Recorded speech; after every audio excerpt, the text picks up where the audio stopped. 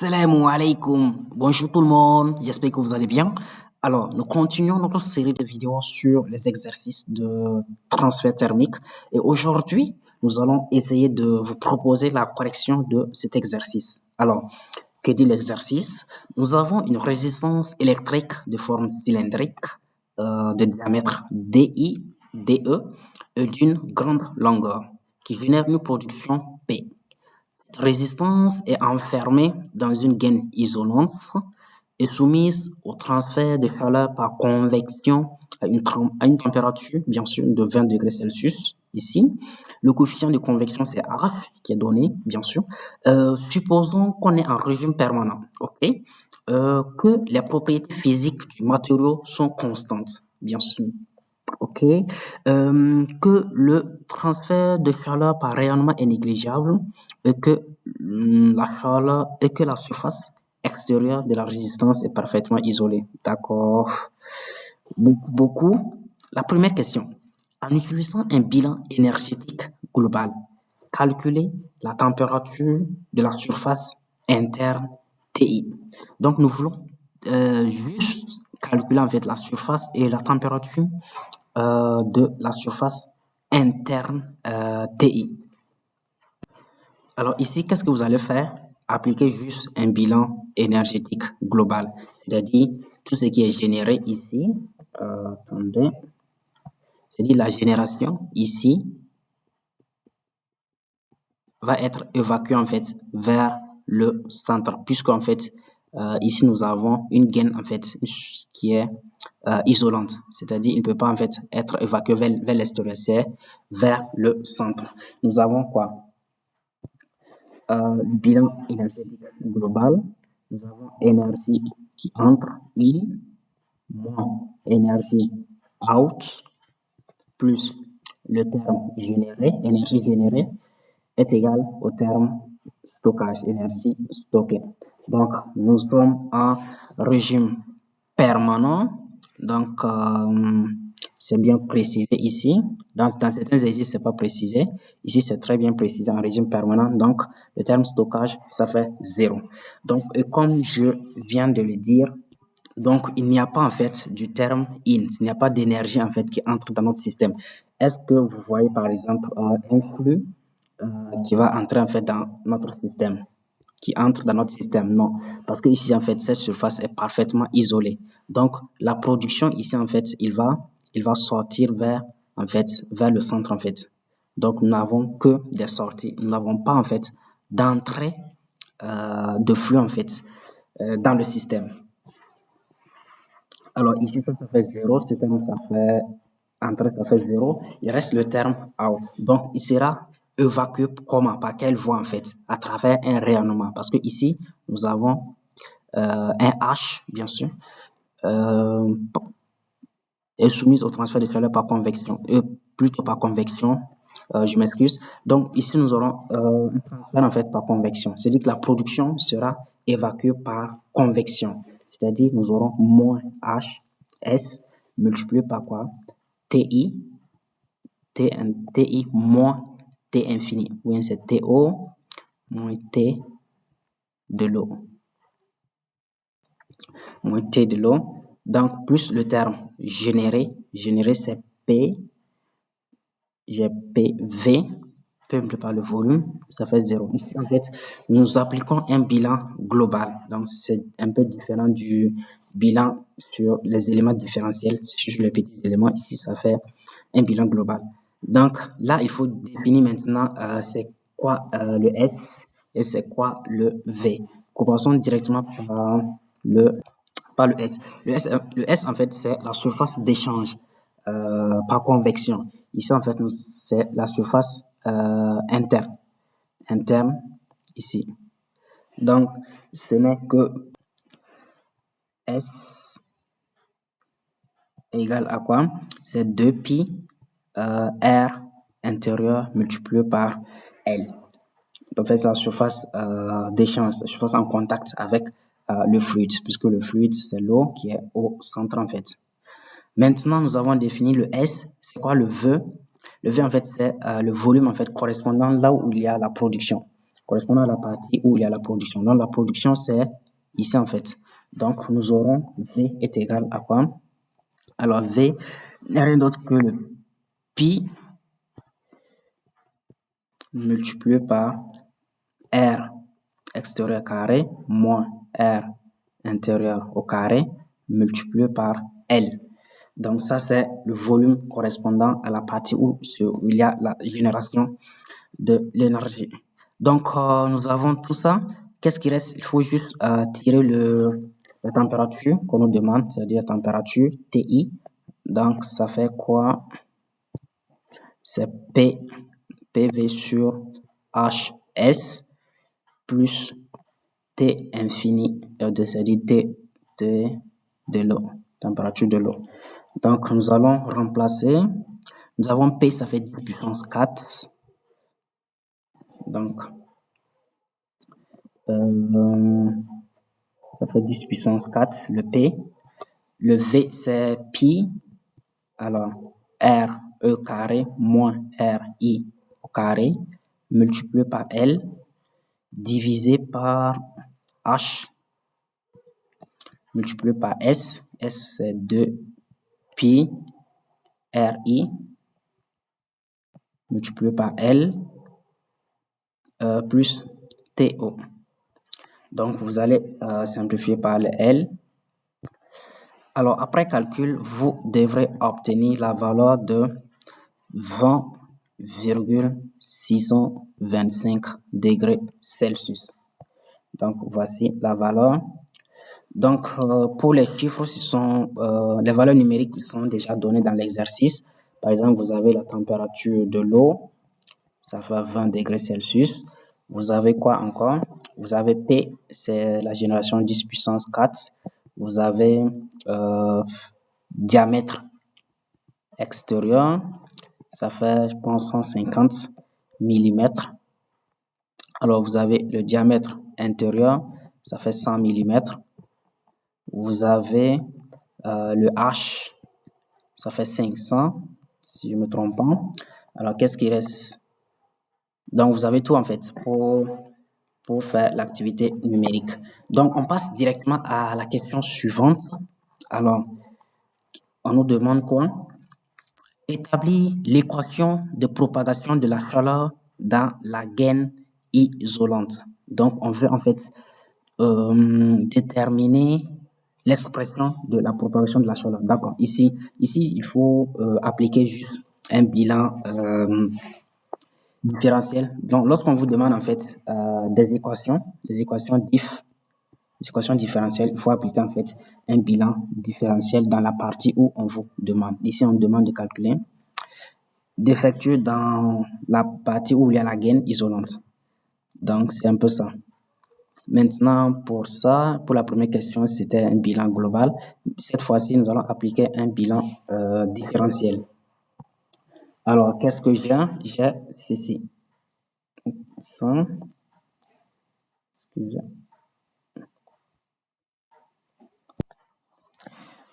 Ici, donc la question suivante. Donc là, c'est ça. Ici, nous avons en fait la génération ici. Donc ici, au milieu, c'est le fluide, l'eau. Donc, c'est l'eau ici.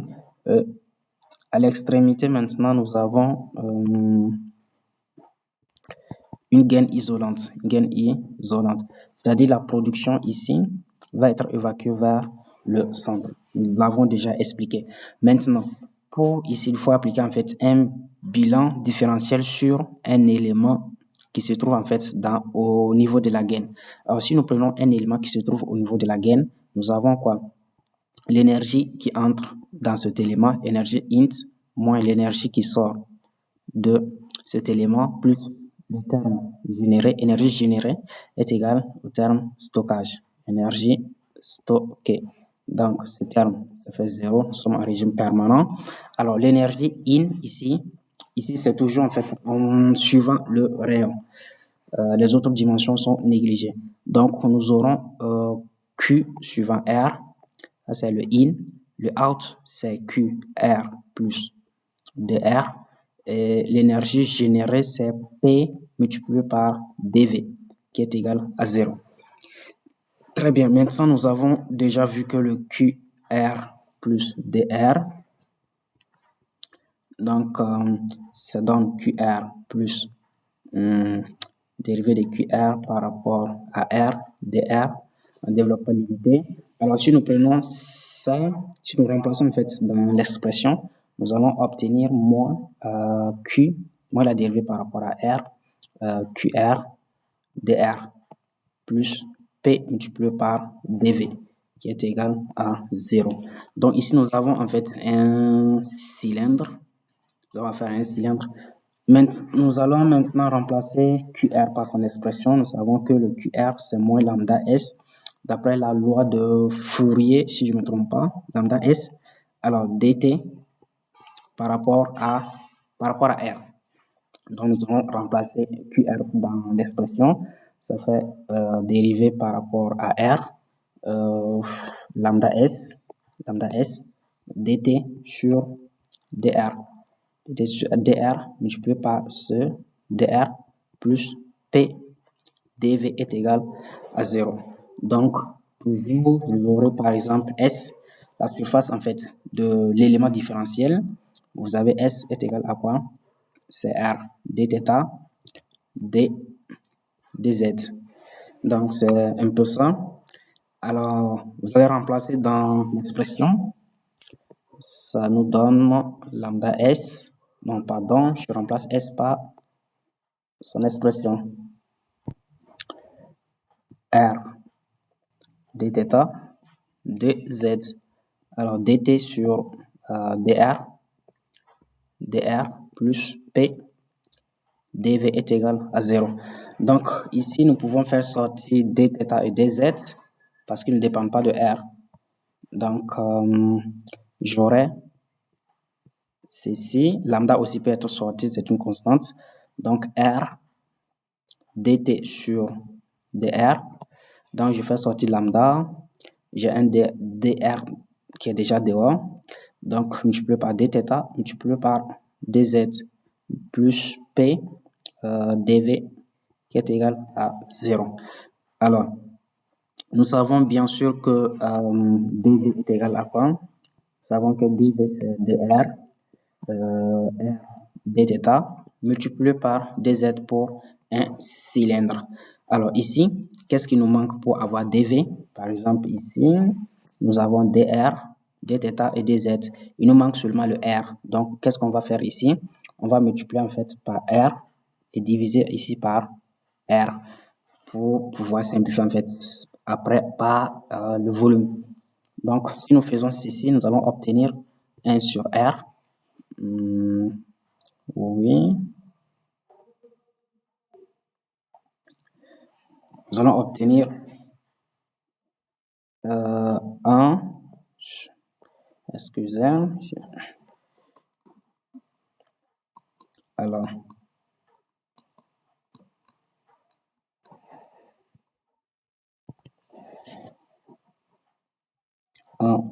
sur R.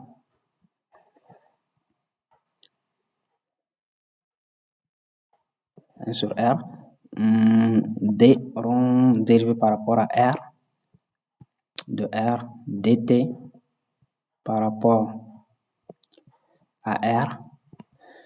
Alors, là-bas, c'est dv, donc c'est lambda dv du volume plus p dv est égal à 0. Donc, nous allons simplifier par dv. Alors, nous pouvons également diviser le tout par lambda.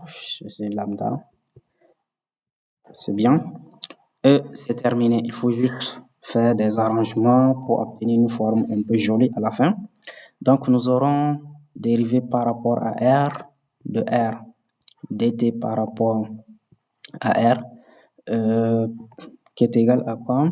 Moins P R sur lambda. Alors, nous allons intégrer tout ceci pour avoir l'expression de la température par rapport à R.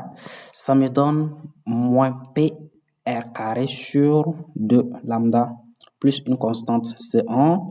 Alors, si je divise le tout par R, par exemple ça par R, ça aussi par R, et ça aussi par R. Donc, qu'est-ce que je vais avoir? Donc, je vais avoir dt par rapport à R qui est égal à moins P R sur 2 lambda, bien sûr, plus C1 sur R. Alors, ce qui veut dire que la température, l'expression de la température en fonction de R, c'est moins P multiplié par R carré sur 4 lambda plus, ici j'aurai C1 ln de R plus C2. Donc, voici l'expression de R. Il nous reste à déterminer les constantes C1 et C2. Donc, nous allons utiliser juste les conditions aux limites pour déterminer ces deux inconnus. Alors, ici, qu'est-ce qu'on a comme condition aux limites? Donc, nous avons, lorsque R est égal à R extérieur, nous avons ici quoi? Une gaine isolante. Très bien. Et nous connaissons également la température TI que nous venons de calculer. Donc, à travers ces deux informations, nous pouvons trouver en fait l'expression, les deux inconnus. Donc, quelles sont les deux conditions aux limites? Nous avons la dérivée de t par rapport à R lorsque R est égal à R extérieur est égal à 0. Nous avons une gaine isolante là-bas.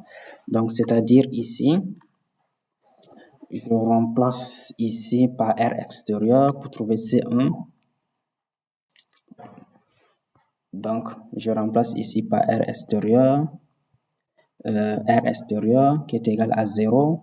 Donc, ce qui me donne directement l'expression de C1 qui fait P R extérieur au carré divisé par 2 lambda. Exactement, c'est ça. Maintenant, pour l'autre condition aux limites, j'ai T. En fait, lorsque R est égal à R intérieur, qui est égal à TI. Donc, j'ai moins P R intérieur carré, si je remplace ici, sur 4 lambda plus C1 que nous venons de trouver. Alors, ln de R, RI, plus C2. Donc, je tire directement le C2. Alors, le C2 sera égal à TI plus P RI carré divisé par 4 lambda plus, moins plutôt. Alors, ça, c'est moins C1 ln de RI. Donc, nous avons C1 et C2. Il faut juste maintenant les remplacer dans l'expression de la température ici. Donc, je vais essayer de le remplacer rapidement. On aura TR. On a TR. Ça fait moins P R carré sur 4 lambda plus C1 ln de R. Donc, C1, c'est PR carré plus PRE carré sur 2 lambda ln de R plus C2. Donc, C2, voici l'expression de C2. C'est TI plus PRI intérieur sur 4 lambda moins C1, c'est PRE carré sur 2 lambda ln de RI. Donc, voici un peu à quoi ressemble en fait l'expression de la température au niveau de la gaine demandée. Alors, la troisième question, déterminer la distribution de la température de la gaine isolante, ça c'est ce que nous venons de faire, ce que nous venons de trouver. Et la dernière question, calculer en fait la température extérieure de la conduite T2. Donc, nous voulons en fait cette température, la température de la face extérieure T2. Donc, qu'est-ce qu'on va faire? On va juste prendre l'expression que nous venons de trouver, juste calculer lorsque R est égal à RE. R égale à RE. Alors, on fait 2E est égal à T lorsque R est égal à RE. Donc, ça fait tout simplement quoi? c'est moins P. Vous allez remplacer R par RE. Donc, je pense que ça c'est très facile. Sur 4 lambda plus P R E carré divisé par 2 lambda ln de R E plus TI. Alors, plus quoi encore? P R I carré sur 4 lambda. Le reste sont des constantes, je crois. Donc, moins P R, petit r, extérieur carré sur 2 lambda, ln de R I. Donc, voici à peu près en fait l'expression en fait de cette température. Donc, je pense que nous avons répondu à toutes les questions de cet exercice. Donc, nous sommes à terme de cette vidéo. Donc, si vous avez des questions, n'hésitez pas à les poser en commentaire. Ça sera avec grand plaisir que je vais répondre. Merci et à très bientôt. Assalamu alaikum wa rahmatullah.